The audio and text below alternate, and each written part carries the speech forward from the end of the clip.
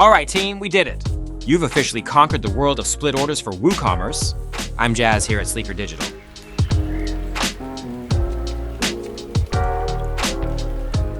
From understanding the very basics and getting all those split settings just right in Lesson 1 and 2, to managing them like a pro in Lesson 3, and then making sure your customers are thrilled in Lesson 4, we've covered it all.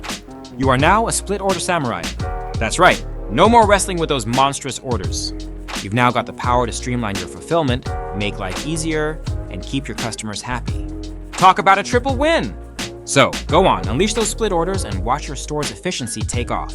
And as always, if you've got questions or amazing split order success stories, share them down below in the comments.